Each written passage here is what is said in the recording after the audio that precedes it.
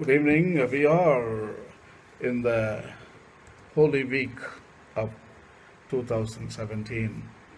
It is quite fitting to talk about the crucifixion of Jesus Christ. And also let us talk about ancient model of crucifixion and the ancient manners and customs, daily life, cultures, Bible, lands, etc., etc. Crucifixion was not a punishment that originated with the Jews or their judicial laws. Crucifixion was a brutal form of punishment that was common among the Romans. The Romans chose this mode of capital punishment to put fear in everyone who would stand against Rome and Roman laws. Crucifixion was common in first century Israel, and this fact is well documented in the writings of the historian Josephus Flavius. The Romans would choose a popular place in a clear view, lest anyone else violate Roman law. What was abstract horror was the fact that scourging almost always preceded crucifixion, where the centurion would order his lictors to scourge the prisoner to the point of near death, using the brutal flagrum which was designed to speedily remove flesh, even with a single lash across bare flesh. Once the condemned prisoner was scourged, he was brought naked to his crossbeam, which he would carry publicly to the place of execution. Nails would then be pounded into his hands and feet, and he would be raised up to an upright position, usually around 10 feet above ground. Jesus was brought outside the city gate and crucified at a place known in first century Israel as Golgotha or Calvary. Crucifixion did not begin with Romans, but it was a method of execution that had developed centuries earlier in the ancient Near East. The Medes and the Persians practiced this gruesome torture method, as well as the Carthaginians and the Egyptians. Later, it was adopted among the Greeks and finally the Romans in the first century. Crucifixion was mentioned in history from about the 6th century BC to the 4th century AD.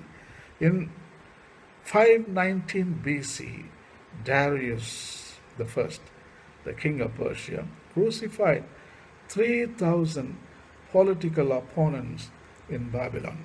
The Romans called it by its Latin word crucifixus, which means to fix on a cross. The first century Roman cross consisted of two large wooden beams, a stake and a cross beam known as patibulum. The cross beam was locked into place at the very top of the perpendicular stake or near the top. Since the body needed air in the lungs and blood circulating in the heart, the victim would have to push himself up with his nailed feet and pulled himself up with his nailed hands. To hasten a prisoner's death, the Roman soldier would break the prisoner's legs with an iron club, crurifragium, that is the Latin word for it, crurifragium. This would also assure that the prisoner was indeed dead. The place of crucifixion was usually in a very public place where the bodies were left to rot. In Israel, crucified persons were taken down in observance of the Sabbath. As the condemned prisoner was led bearing a cross beam to his place of execution, he would be preceded by a public crier who would announce his crime. His primary charge was written on a tablet, which is known as titulus, which also preceded him and finally fixed to the cross. that he was crucified on. It was indeed the Romans who practiced crucifixion as a common method of execution. According to Roman law, a Roman citizen could not be crucified.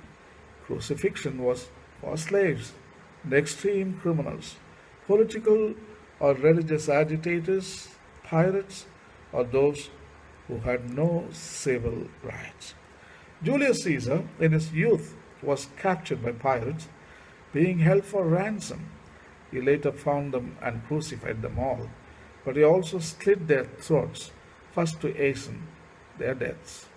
The Emperor Augustus once made a boast that he had captured 30,000 runaway slaves and crucified them, or at least the ones who were not vouched for by the master. There are many accounts of the Romans crucifying their victims, mass public crucifixions. When Spartacus led his rebellion against Rome, once they were captured, over 6,000 slaves were captured by crucified on the main road to Capua, today known as Appian Way, by the order of Crassus. Their bodies remain there as a token of Roman justice to all who would attempt to rebel.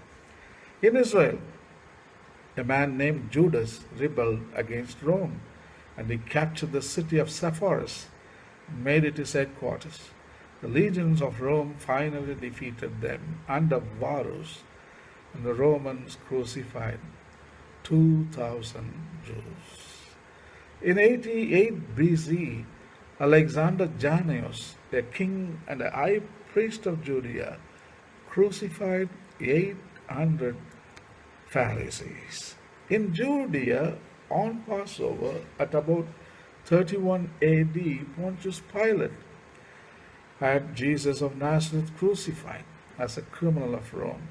Although the death of Jesus is mentioned in ancient sources outside of the Bible, the details of the crucifixion and the events surrounding his death and resurrection are mentioned only in the Bible.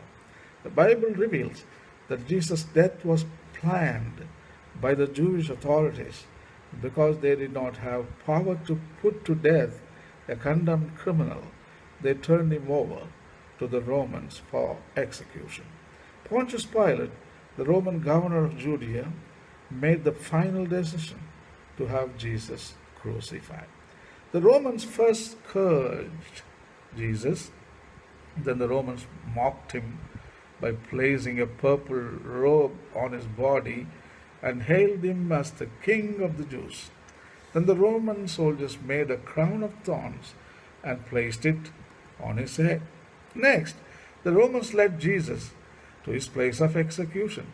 He was made to bear his own cross, but when he could not carry it any longer, he was assisted by a man named Simon of Cyrene. When Jesus arrived to a place outside the city walls called Golgotha, his place of execution, the Roman soldiers nailed his hands and his feet to the cross, and a tablet was placed above his head announcing his crime of proclaiming himself King of the Jews. The tablet recorded this in Hebrew, Latin, and Greek. Jesus was crucified with two other criminals, and he hung there for 3 hours. Roman soldiers divided his garments and cast lots for his robe. People who passed by wagged their heads in disgust. Mocking him, they stated, "He saved others, but he cannot save himself." When the Roman soldiers were ordered to break the prisoner's legs, Jesus was already dead, and his bones were never broken. But instead, soldier pierced him in the side with a spear. Jesus' body was removed, and he was buried in a tomb nearby. After 3 days and 3 nights, he rose from the dead. The Emperor Nero, that is after the resurrection of Jesus, Emperor Nero was much younger than many people imagine, crucified an immense number of Christians for his own insane pleasure. He had actually blamed the Christians for the great fire of Rome. According to tradition, the Apostle Peter was crucified upside down. Throughout the history of the Roman Empire, Christians were martyred and crucified. Crucifixion came to an end under the Emperor Constantine in 337 AD, who had a supposed vision of the sign of the cross. He abolished crucifixion throughout the Roman Empire as a means of punishment. The empty cross became a symbol for Christians of Jesus conquering death once and for all. Thank you. Happy Easter.